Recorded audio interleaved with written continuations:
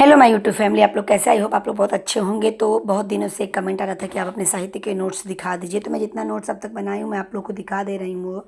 तो आप लोग देख लीजिए, मेरा ये नोट्स है। तो सबसे पहले मैंने संस्कृत साहित्य का इतिहास लिखा हुआ है।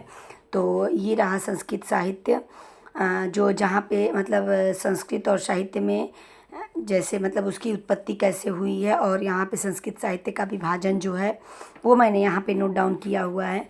तो ये मैंने इस प्रकार से ये अपना नोट्स बनाया है। ये मैं एक ही पन्ने में इस लिख पाई, क्योंकि जैसे मैं पहले से ही नोट्स बना चुकी थी, लेकिन मेरे पास ये मैं बाद में ये लिखी हुई हूँ, तो इसलिए मैंने इसे एक एक पन्ने में ही इसे मैंने मैनेज किया। और उसके बाद आ जाता है अभिज्ञान शाकुंतलम। अभिज्ञान शाकुंतलम का ये परिचय है, जैसे कि आप देख सकते हैं। और इसमें का मतलब कौन सी कैसे कौन सी भाषा का प्रयोग हुआ है, कौन सा छंद है, तो इस प्रकार से ये नोट्स है। पात्र परिचय, ये सारी चीज़ें मैंने बनाई हुई है। यहाँ पे मैंने कथा भी लिखी हुई है कि मतलब कौन से अंक में कौन सी कथा है, तो इस तरह से मैंने ये नोट डाउन करा हुआ है, तो आप देख सकते हैं। और फिर उसके बाद यहाँ पे मंगलाचरण की यहाँ पे व्याख्या है। और यहाँ पे मतलब कुछ मोस्ट इम्पॉर्टेंट जो हैं वो चीज़ें मैंने लिखी हुई हूँ।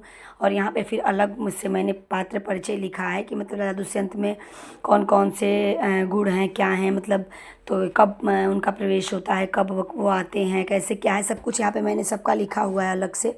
और फिर उसके बाद ये आ जाता है, आपको मिलेगा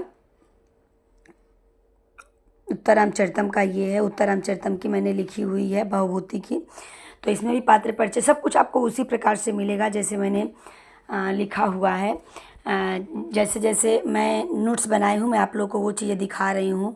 तो इस तरीके से मैंने यहाँ पे भी मंगलाचरण लिखा है। ये मतलब 2 नाटक मेरे हो गए, और फिर मैं नाटक में इसमें भी पात्र परिचय सब कुछ लिखी हुई हूँ। तो ये मेरा नोट्स है, आप लोग आगे देख लीजिए मैंने किस प्रकार से नोट्स बनाए हुए हैं। और सबसे बड़ी बात है कि मैंने जहाँ जहाँ मोस्ट इम्पॉर्टेंट मुझे लगा मैंने उसे हाईलाइट करते हुए मैं जा रही हूँ। यहाँ पे बाण भट्ट का ये हो गया, कादम्बरी का परिचय मैंने, क्योंकि परिचय पढ़ना आपको बहुत ज़रूरी है। परिचय से ही कुछ क्वेश्चन बहुत ज़्यादा आ जाते हैं, जहाँ से मतलब लोग डीप पढ़ने के चक्कर में परिचय भू छोड़ देते हैं।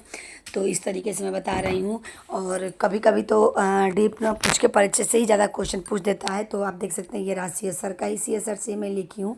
और भास में कभी परिचय है भास का। और उसके बाद फिर इसमें भी मैंने उनके सारे रचनाएं लिखी हुई हैं। और फिर यहाँ पे नीति शतकम आ गया, नीति शतकम में भी उसका परिचय है ये। और फिर उसके बाद ये रही व्याख्या, जो कि मैंने किरातार्जुनीयम की हुई है। किरातार्जुनीयम में मैंने हर एक क्वेश्चन की व्याख्या, उसमें व्याकरणात्मक टिप्पणी सब कुछ मैंने लिखा हुआ है। व्याकरणात्मक टिप्पणी से पे आप ज़्यादा थोड़ा फोकस करिएगा। व्याकरणात्मक टिप्पणी में ही हम लोगों का गलत हो जाता है, मेरा अक्सर होता है। तो अब तो मुझे बहुत सारी चीज़ें समझ में आ गई हैं, बट पहले नहीं आती थी मुझे, मतलब बिल्कुल मुझे शब्दों की उत्पत्ति ही नहीं आती थी। मैं ऐसी मतलब आप जैसा सोचते हैं कि लोग मतलब शुरू से ही ऐसे होते हैं, नहीं, उनके लिए समय देना पड़ता है। मैंने बहुत समय दिया हुआ है, आप विश्वास नहीं करेंगे। मैं मेरा 19 में मेरा कंप्लीट हुआ था बीएड। और उसके बाद फिर मैंने सीटेट दिया, जहाँ की मेरा सीटेट मतलब फर्स्ट अटेम्प्ट में ही हो गया। और उसके बाद फिर यही कोविड आ गया। कोविड में फिर मैंने 21 में एग्ज़ाम दिया था, बट मुझे उस टाइम बिल्कुल कुछ भी नहीं आता था। मुझे मतलब मेरी तैयारी ही अच्छी नहीं थी। मैंने सारा ऊपर ऊपर से ही पढ़ा था, डीपली मैंने कुछ नहीं पढ़ा था। मुझे शब्द रूप धातु रूप भी नहीं याद थे उस टाइम। लेकिन फिर भी मैं बता दूं कि मेरे 89 क्वेश्चन उस टाइम सही हुए थे। तो अभी तो मुझे बहुत कुछ ऐसी चीज़ें आ गई हैं। तो मैंने मतलब मैं डीप जाके पढ़ी भी हूँ, अच्छे से पढ़ाई भी करी हूँ। आपको डीप पढ़ना है तो मैं बताऊँगी आपको। आप व्याकरण आपको डीप पढ़ना है तो आप सीएस सर से पढ़िए, आपको अच्छा से मतलब समझ में आ जाएगा।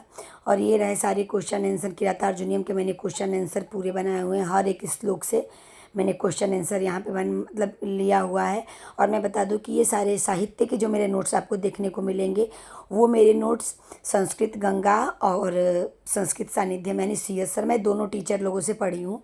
और मैं दोनों टीचर लोगों का बहुत सम्मान करती हूँ। दोनों क्या, मैं हर एक संस्कृत के उस टीचर का सम्मान करती हूँ जहाँ से मैंने थोड़ी भी शिक्षा ली है। मैं किसी को ये नहीं बोलूँगी कि ये टीचर मतलब खराब पढ़ाते हैं और ये टीचर अच्छे पढ़ाते हैं, तो वो बोलने के लायक ही नहीं अभी हुए हैं कि हम किसी को कुछ कह पाएँ कि नहीं। और एक चीज़ बता दें कि जहाँ से आदमी एक भी चीज़ सीखता है ना, तो वहाँ उस गुरु की आपके नज़रों में उतनी ही इज्जत होनी चाहिए जहाँ पे आपने बहुत ज़्यादा सीखा और जहाँ से आपने कम सीखा। हर एक गुरु को आपको उसी प्रकार से सम्मान करना चाहिए। और यहाँ पे एलटी ग्रेड का भी मैं मतलब कुछ भी अता पता नहीं था, मैंने पहले से ही इसका नोट्स बना रखा है, ये क्वेश्चन आंसर। और मैं क्या बताऊँ, मैंने डायरी रख दिया था इधर, और बच्चे इस पे देखिए सब कार्टून वोटून बना के मेरी कॉपी का सत्यानाश कर दिया। और मैं अब फिर से दोबारा इसे बनाऊंगी नहीं, क्योंकि मेरे पास अब इतना समय नहीं बचा है कि मैं फिर से बनाऊं। सिर्फ मुझे अब फिर से मैं दोबारा इस श्लोक की व्याख्या देखूंगी और क्वेश्चन आंसर मैं यही पढ़ूंगी, और जो भी एक्स्ट्रा क्वेश्चन आंसर दिखेंगे मैं उसे नोट डाउन करूंगी। और ये रहा कठोपनिषद का व्याख्या। कठोपनिषद का मैंने इस श्लोक वाइज भी व्याख्या किया हुआ है। और मेरा छोटा बेटा तो मुझे इतना परेशान करता है, पूरे मेरे कॉपी पे, मैं क्या ही बताऊँ आपको, मेरी कॉपी बिल्कुल शुद्ध देखने को ऐसे नहीं अच्छी मिलेगी, इसीलिए मैं किसी के साथ अपने नोट्स शेयर भी नहीं करना चाहती हूँ। बट कमेंट आ रहा था इसलिए मैंने सोचा कि चलो मैं साहित्य का आप लोगों को नोट्स दिखा दूँ। और ये है गीता से द्वितीय अध्याय का, आप देख सकते हैं श्रीमद् भगवद गीता द्वितीय अध्याय में। इसमें तो 72 श्लोक है, बट मैंने क्वेश्चन आंसर तो पूरे मतलब लिखे हुए हैं। इसमें आपको शायद 140 की कुछ ऐसे मतलब क्वेश्चन मिल जाएंगे। आप देखिए आगे मैंने सब कुछ इस वीडियो में शेयर किया है, तो नहीं 150 क्वेश्चन है। और फिर उसके बाद भूमिका से प्रश्नोत्तरी मैंने करी हुई है, भूमिका से मैंने सारे भूमिका लिखा हुआ है। भूमिका से भी क्वेश्चन पूछता है, भूमिका में आपको मतलब कृष्ण का शंख का क्या नाम था और कितनी सेनाएं थी, सारी ये सारी चीज़ें पूछी जाती हैं। और ये रहा संजय उवाच। और द्वितीय अध्याय में मैंने ये सारी चीज़ें व्याख्या वाइज मतलब बनाई हुई है, कौन सा प्रत्यय कहाँ पे प्रयोग हुआ, इसमें भी मैंने व्याकरणात्मक टिप्पणी लिखी हुई है। और ये रहा मेरा मतलब, ये थोड़ा मेरा मैं बता दूं आपको कि 1-1.5 साल पुराना नोट्स है, तो इसलिए आप देख भी सकते हैं कि जो पिंक वाली पेन है वो कहीं ना कहीं फैल चुकी है। तो ये मैंने पहले बना रखा था, जब हुआ कि एलटी ग्रेड आएगी आएगी आएगी, आने को तो अब आई है, लेकिन मैं ये 1.5-2 साल पहले का ही मैंने नोट्स बनाया हुआ है उस टाइम का। तो ये मैंने 31 क्वेश्चन श्लोक तक किया है, इसके आगे अभी मैं नहीं की हूँ, अभी मैं करूँगी। तो अभी मैं पहले सोच रही हूँ कि अपने इन सारे रिवीजन को पहले ख़त्म कर दूँ, उसके बाद ये दोनों मेरे बुक बचेंगे।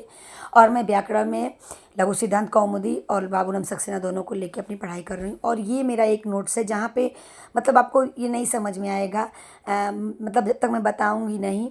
तो इसमें मैंने रखे तो थे, पहले मैंने इसे बांट दिया था एक डायरी को, बट यहाँ पे कुछ पेजेस कम पड़ गए तो फिर से मुझे बनाना पड़ा। बट ये मेरा नोट्स है, तो एक एक मतलब बसंती ने कौन से श्लोक बोले हैं, राम ने कौन सा श्लोक बोला है, मतलब ये वो सारी चीज़ें हैं। यहाँ पे भी मैंने व्याख्या लिखी हुई है, तो जो कुछ वहाँ पे छूटा है मैंने यहाँ पे नोट डाउन किया। मैं तो सबसे बड़ा बात मैं बता दूँ आपको कि आप लोग व्याकरणात्मक टिप्पणी, वक्ता, सुक्ति, ये सारी चीज़ों पे ज़्यादा फोकस करिए, शब्दार्थ पे ये सारी चीज़ों पे फोकस करिए और अपने नोट्स को बनाइए। तो फिर चलिए अब मिलते हैं नेक्स्ट ब्लॉग में, तब तक के लिए बाय बाय।